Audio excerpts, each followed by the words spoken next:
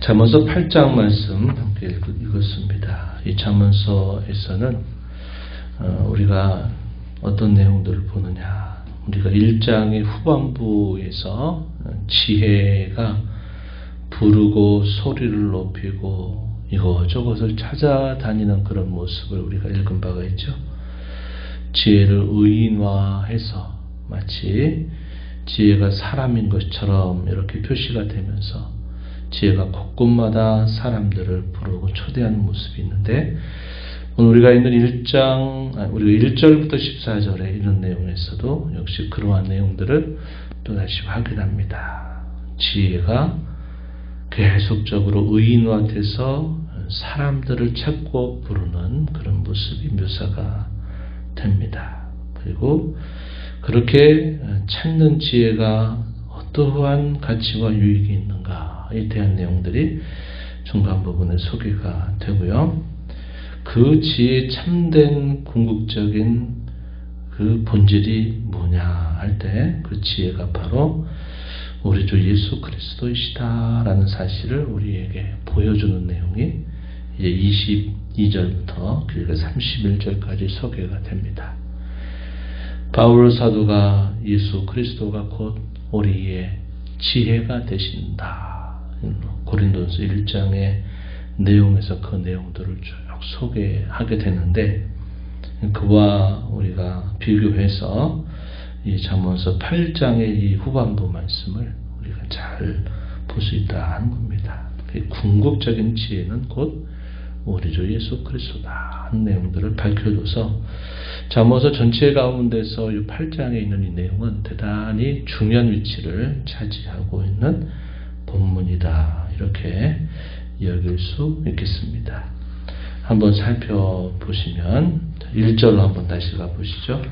지혜가 부르지 아니하느냐, 명철이 소리를 높이지 아니하느냐. 지혜가 부른다, 지혜가 소리를 높인다, 이런 표현들이 나타나죠. 우리가 앞서 읽었던 내용들, 특별히 이 음녀들의 은밀한 유혹, 은밀하게 사람들을 유혹해서 결국은 사망의 길에 빠져들게 만드는 것과는 상당히 반대되는 모습이죠. 지혜는 은밀하게가 아니라 공개적으로 곳곳에서 부르고 소리를 높이고 있다는 겁니다. 이 지혜는 사망의 길이 아닌 생명의 길에 이르게 해준다는 겁니다. 대상에 있어서 가림이 없고 또 장소에 있어서도 가림이 없어요. 모든 곳에서 사람들을 불러들이고자 하는 것이고, 대상에 있어서도 어떤 특별한 대상들에게 한정되는 것이 아니라 모든 사람들을 초청하고 부르고 있는 모습을 소개하고 있다는 겁니다. 2절 3절에서 보니까 그가 지혜로 인하였죠.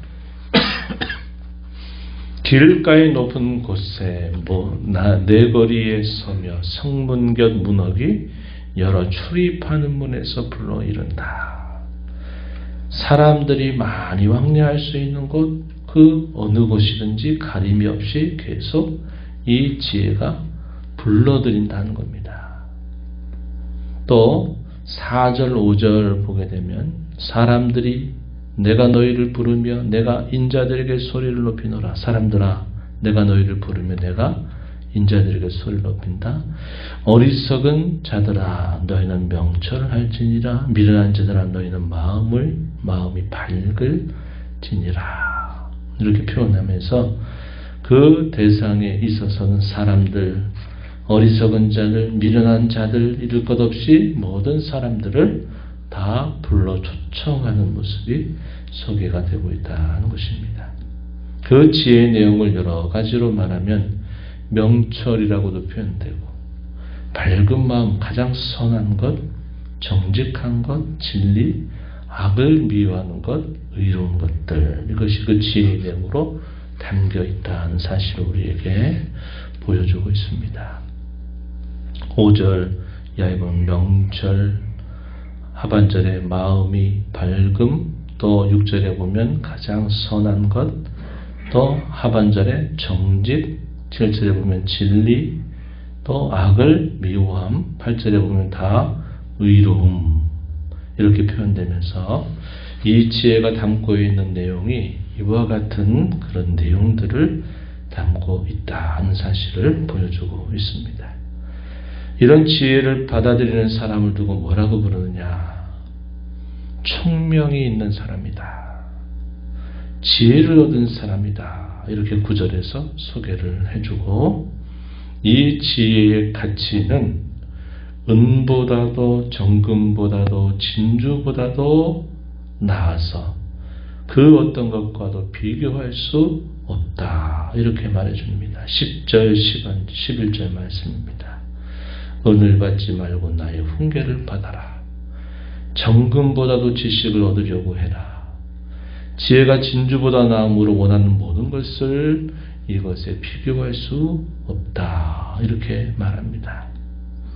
그리고 그 지혜가 어디로부터 나타나느냐? 명철에서, 지식과 근신에서, 또 악과 교만과 거만과 악한 행실과 폐역한 입을 미워하는 곳에서 이러한 지혜가 자리 잡고 지혜가 나타난다 하는 사실을 이야기해줘서 이 지혜가 얼마나 가치 있고 존귀한가, 그 어떤 것과도 비교할 수 없는 것이고, 이 지혜는 모든 곳에서 모든 사람들을 초청하고 불러들인다 하는 겁니다. 우리가 이런 말씀들을 보면 뭘까요? 복음, 생명, 주 예수 그리스도에 관한 것들을 우리가 사람들에게 가림없이 또 그 어떤 곳에서든지 전하고 하는 것들, 또 그 모든 사람들을 초청해서 불러들이고, 또 그 초청을 받는 사람들에게는 하나님께서 구원의 은혜를 베풀어 주신다 하는 것들을 우리가 견주어서 생각해 볼 수 있는 그런 표현들이 쭉 나타나고 있다 하겠습니다.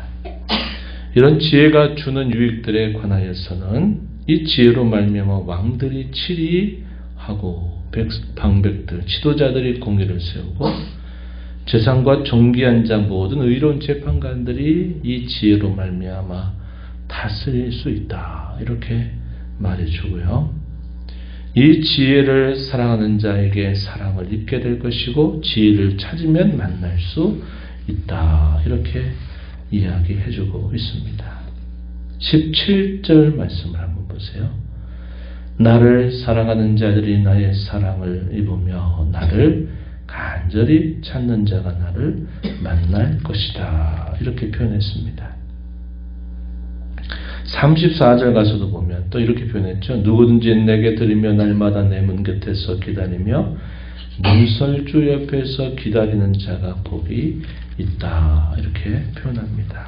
그래서 그 지혜를 사랑하고 그 지혜를 찾는 자에게 사랑을 주시고 만나 주신다. 이렇게 약속을 해주고 있다는 것입니다.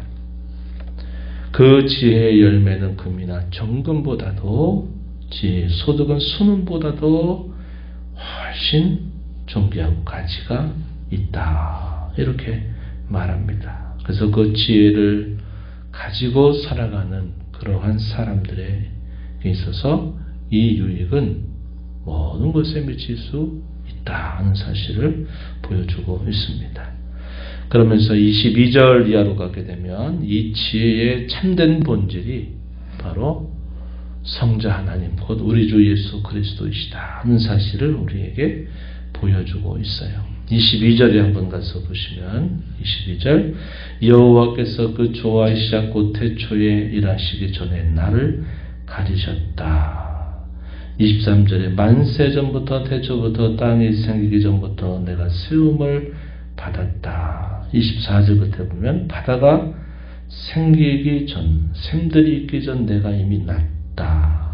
25절에 산이 세워지기 전, 언덕이 생기기 전 내가 이미 났다. 세상이 창조함을 받기 전부터 이미 존재하고 있었다는 사실을 말해주고 있어요. 그래서 가지셨다, 세움을 받았다, 이미 났다, 거기 있었다, 그 곁에 있었다. 이런 표현들 우리가 계속 보게 되는 것입니다. 27절에서도 그가 하늘을 지으시며 궁창을 해면에 두르실 때 내가 거기 있었다. 이렇게 표현했습니다. 또 30절에 내가 그 곁에 있어서 창조자가 되어 날마다 그의 기뻐하시는 바가 되었으며 항상 그 앞에서 즐거워하였다. 사람이 거처할 땅에서 즐거워하며 인자들을 기뻐하였다. 이 내용들을 보게 되면 이 지혜의 본질이 바로 성자 하나님, 우리 주 예수 그리스도이시다 하는 사실을 이것을 통해서 우리에게 밝혀주고 있다 하는 것입니다.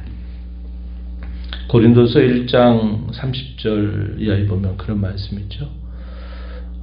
예수는 하나님에게서 나서 우리 가운데 오셨고 그분은 우리에게 지혜가 되셨다. 그 지혜가 되셨다고 하는 게 곧 뭐냐? 곧 그것은 우리의 의로움과 구속함과 거룩함이다. 이렇게 소개합니다. 대단히 중요한 구절이에요. 그렇기 때문에 모든 사람은 자랑한다면 주 안에서 자랑해야 된다. 이게 이제 고린도전서 1장 30절 31절에 소개되고 있는 내용이죠. 예수 그리스도가 곧 지혜시다. 그분이 우리에게 지혜가 돼서 우리를 의롭다 하시고 우리를 구원하시고 우리를 거룩해 하셨다. 이렇게 표현하고 있습니다. 그래서 그 말씀과 이 잠언서 8장 22절 이하로부터 31절의 좀 내용들 보게 되면 또 요한복음 1장 초도의 내용들을 쭉 연결시켜서 우리가 보게 되면 지혜의 본질은 곧 우리 주 예수 그리스도이시다 하는 것을 밝혀주고 있다 하는 겁니다. 마지막 부분에서는 내 도를 지키는 자가 복이 있고 누구든지 내게 드리면 날마다 내 문 곁에서 기다리는 자가 복이 있다 이렇게 말하고 나를 얻는 자는 참으로 복되지만 나를 잃어버리는 자는 그것이 그에게는 사망과 같다 이렇게 표현하고 있습니다. 36절 그러나 나를 잊는 자는 자기의 영혼을 해하는 자라 나를 미워하는 자는 사망을 사랑하게 된다. 이렇게 표현했습니다. 그래서 이 전체의 이 잠언서 8장의 내용은 잠언서 전체 가운데서도 가장 중요한 부분이다 볼 수 있는데 이 지혜의 본질은 곧 우리 주 예수 그리스도 자신이고 그분으로부터 이 모든 것들이 흘러나오게 됨을 우리에게 가르쳐 주고 있다는 겁니다. 그 지혜의 본질이신 주님은 오늘도 저와 여러분의 곁에 또 저와 여러분을 삶 속에서 계속 부르시고 초청하십니다. 나를 찾아라. 나를 떠나지 마라. 나를 간직해라. 내 곁에 있어라 하시는 그런 음성을 우리 모든 생활, 우리 모든 삶의 자리에서 함께 부르시고 초청하고 계시다.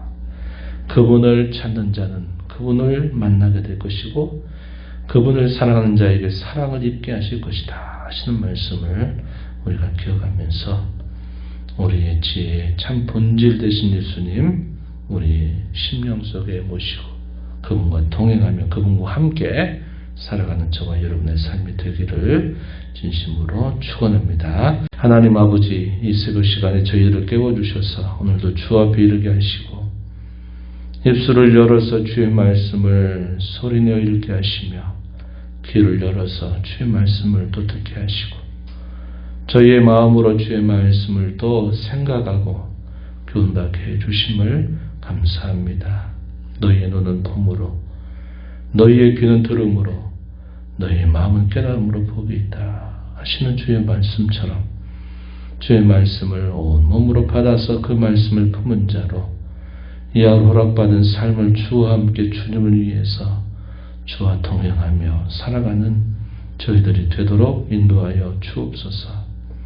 지혜의 본질 되신 예수 그리스도를 저희에게 보내주셔서 그 예수님으로 말미암아 저희가 의로움을 얻고 구원함을 받고 거룩함을 입은 자가 되게 하셨은즉 그 주님 모시고 또 주님의 부르심과 초청에 언제나 아멘으로 화답하고 응답하면서 살아가는 저희가 되도록 인도하여 주옵소서. 은혜의 보호자 앞에 나와 아버지 은혜를 구하는 모든 심령들의 간구를 기울여 주시고 응답하시기를 바라며 예수님 이름으로 기도하옵나이다. 아멘.